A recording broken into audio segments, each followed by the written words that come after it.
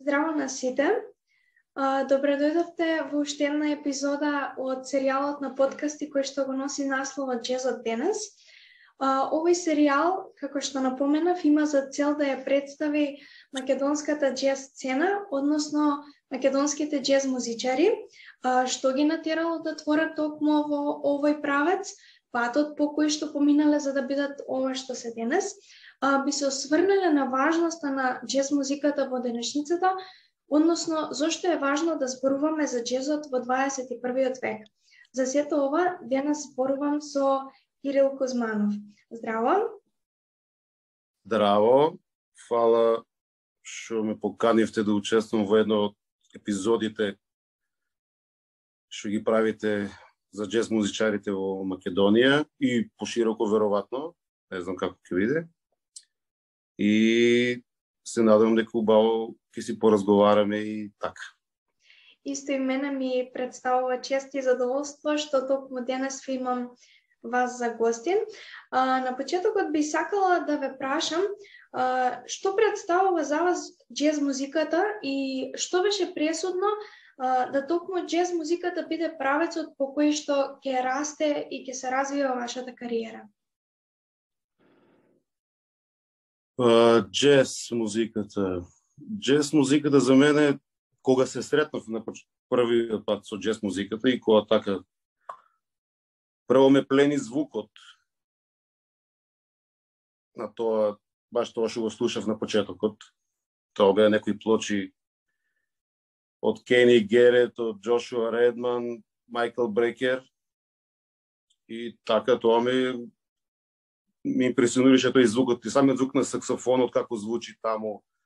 А покасно кога почнав да свирам, таму останав заради слободата која што ја нуди джез музиката.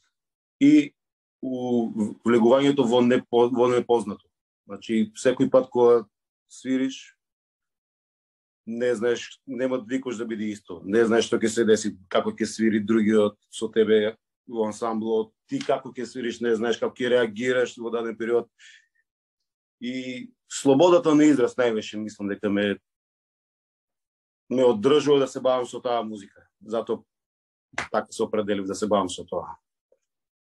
По завршувањето на вашето средно образование, започнувате студии на еден од најпрестижните универзитети, а тоа е универзитетот во Грац, Австрија.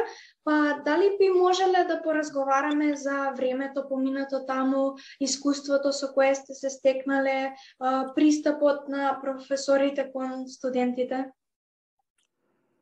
Да, секако тоа е еден од, мислам, многу убав период за мене, мојот престој таму.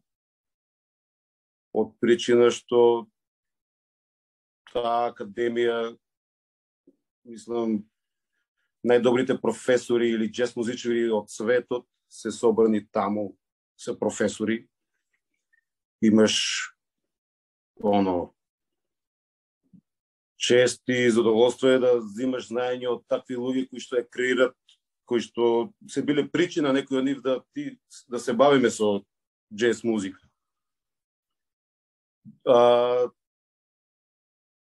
Програмата беше концентрирано повеќе на свирење. Значи,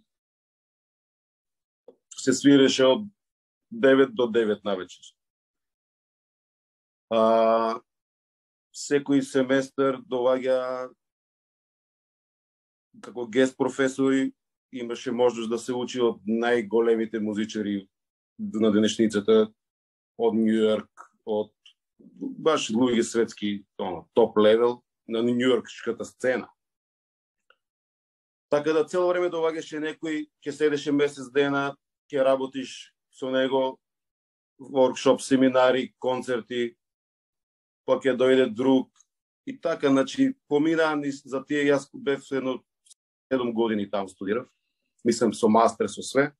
Така да имав чест да собирам знаење од, не знам, од Боб Минцер, од Боб Брукмајер, од Джери Бергонзи, па, не знам, многу се наброи.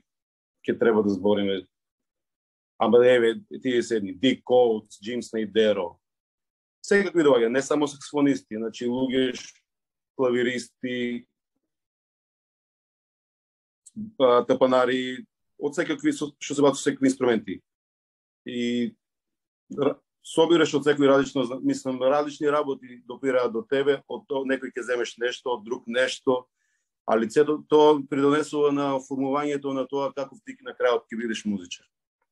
И јас сум многу задоволен. Мислам, представувај што поминав 7 години таму во таква средина и многу ми значи на мене тоа.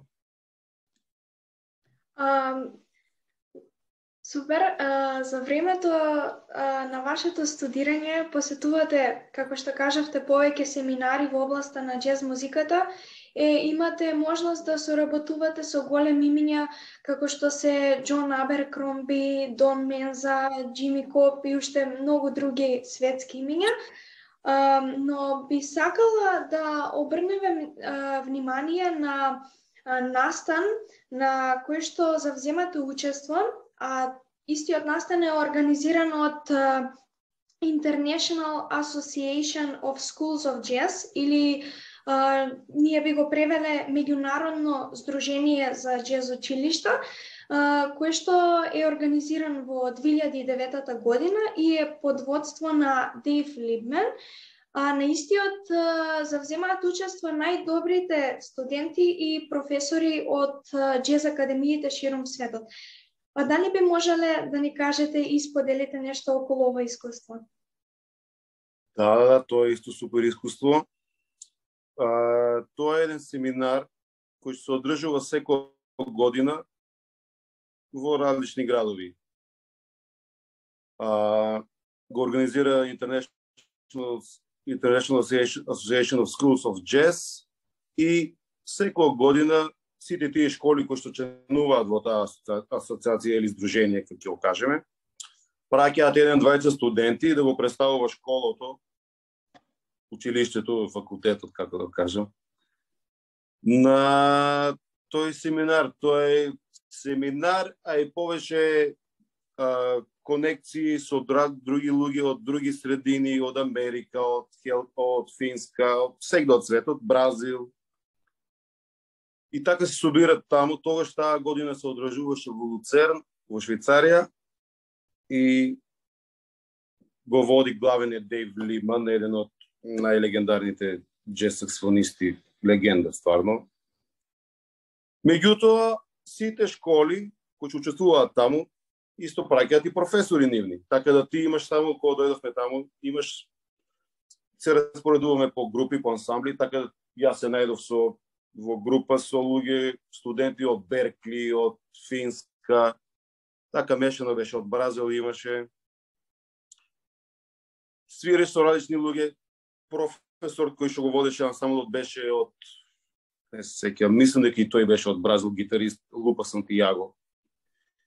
И тоа трае така не до дена, сите свират, навечер има джем сешени, кај што сите се собираат, професори, студенти, и тоа така многу добро искуство, кај што слушаш сите како свират, имаш шанса да свириш со некои од најпознатите музичари во светот. И тоа за сите студенти е многу големо искуство. И на крајот тоа се завршува со еден голем концерт. И тие контакти, сакам да кажам, што ги створив тогаш, исто така се издаде и CD од сето тоа што го правиш таму.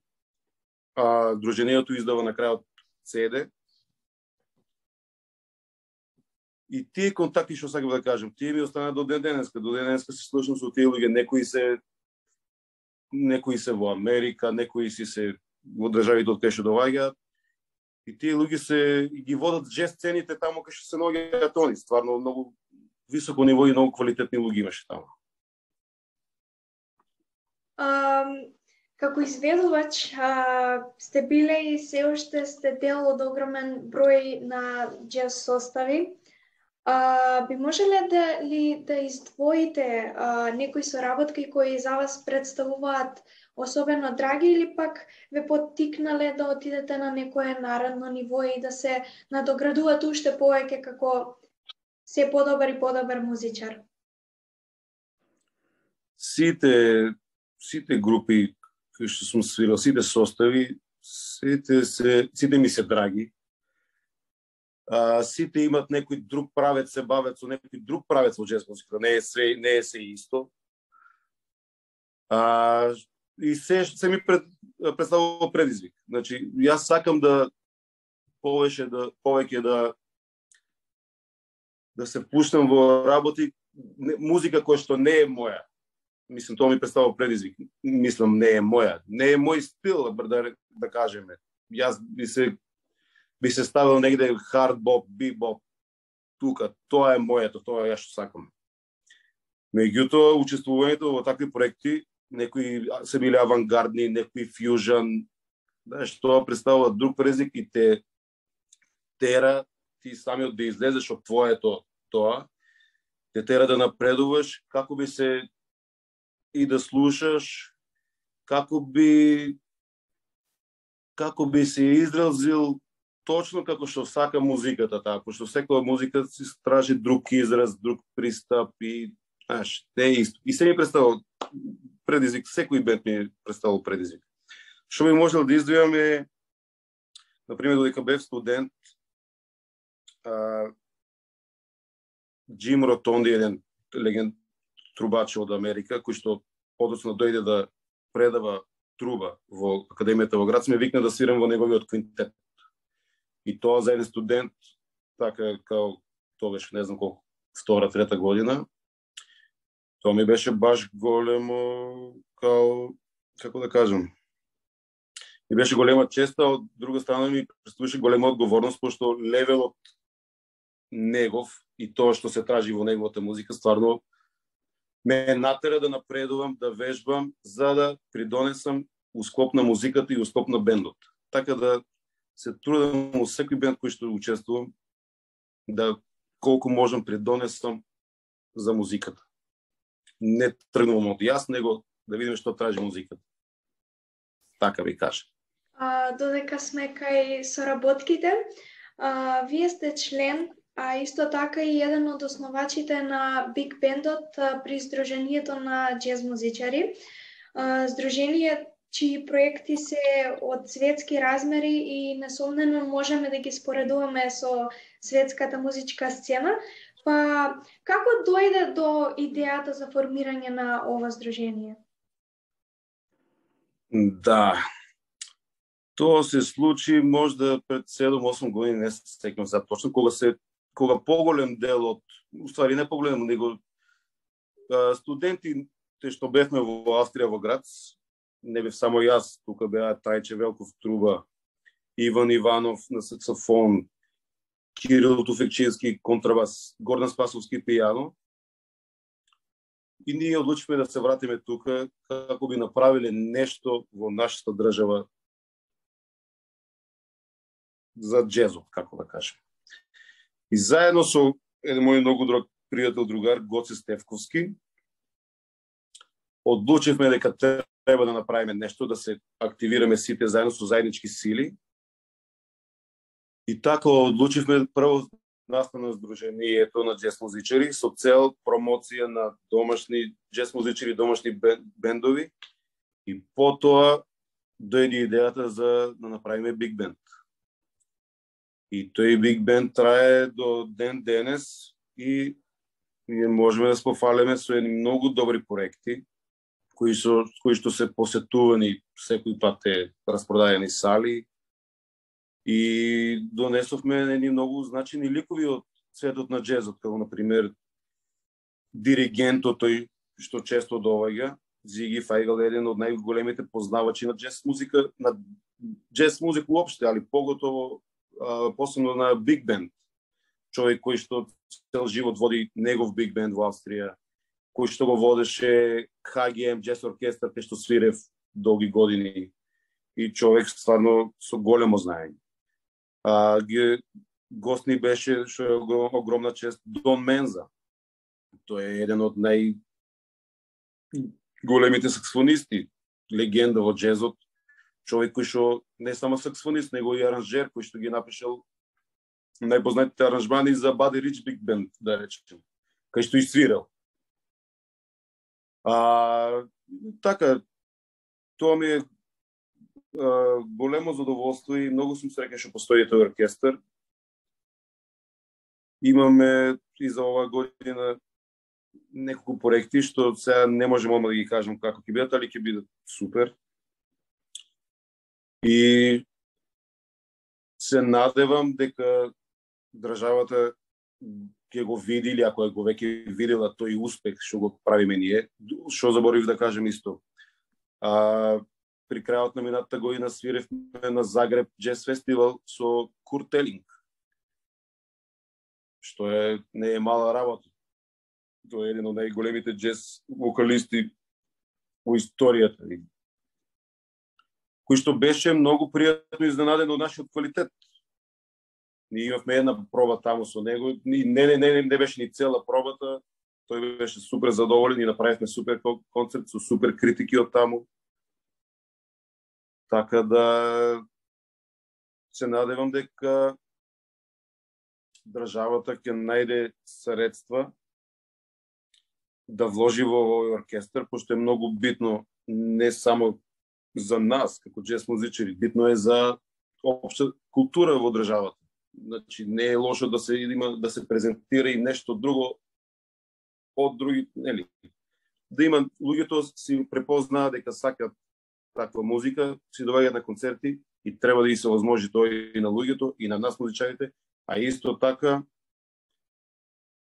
од огромно значење биг бенд во една држава, зашто еве на пример имаме ние Джез Академија во кај нас. Тоа е исто као сега класична академија, луѓето што студираат класична музика, а да нема филхармонија. Знаеш, и да така да мислам дека треба посериозно да се занимаваат некои луѓе со тоа да опстане ваков оркестар и од големо значење е ово. Зборувајќи за биг бендот, дали мислите дека соработувањето со вистинските луѓе е клучот до надоградување на еден музичар и се подобра и подобра работа, или сепак мислите дека станува збор овде за индивидуалната посветеност на еден човек? Па, кога се работи за биг бенд, нема тука, еден човек не ја прави музиката. Значи, тука тоа е склоп, како и секој оркестар, еден музичар не го прави оркестарот добар. Значи, ако имаш еден музичар добар, а другите се лоши, тоа не може да биде добар оркестар. Тоа е склоп, како да кажем,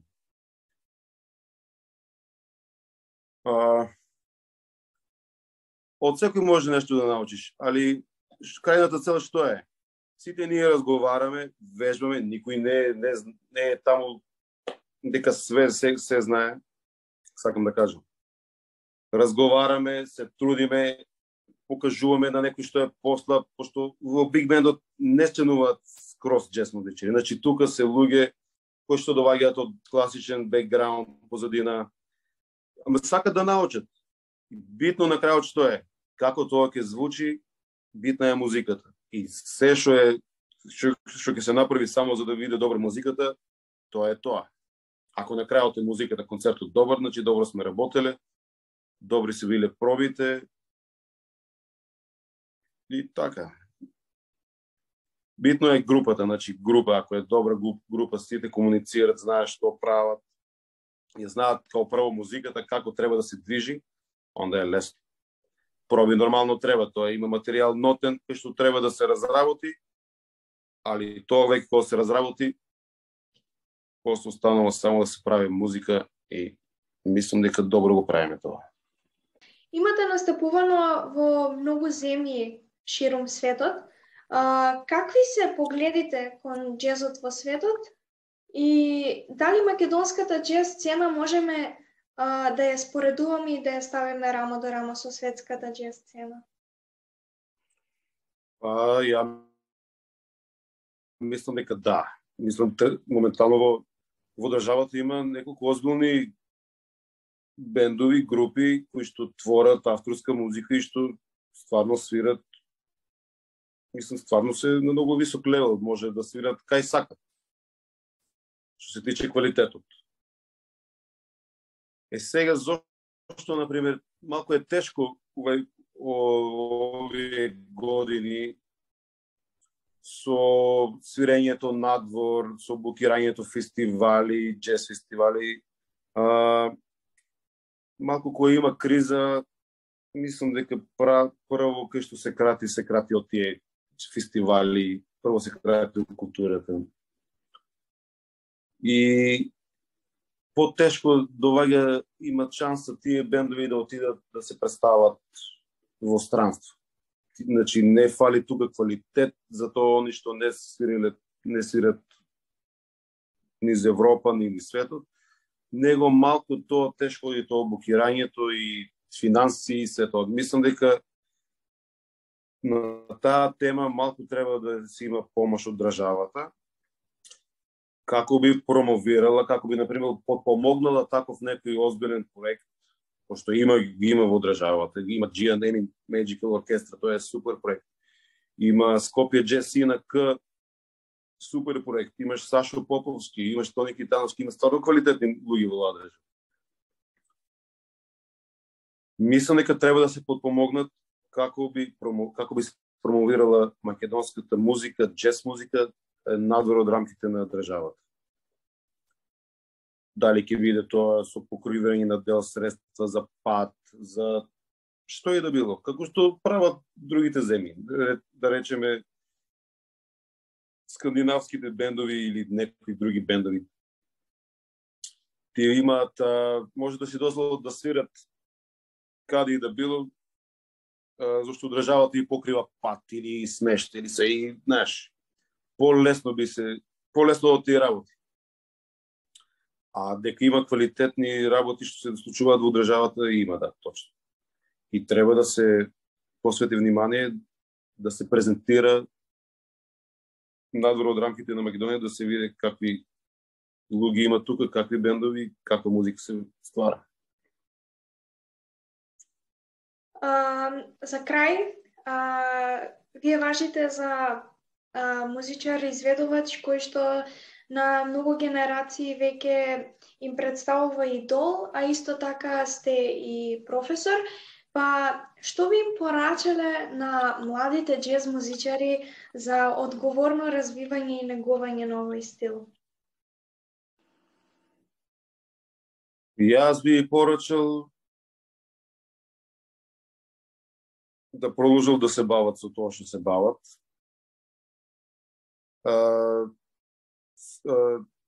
Повеќе да се ориентираат, што може повеќе да свират со музичари подобри од нив, времето да го трошат на свирење, на вежбање, на слушање музика, собирање идеи.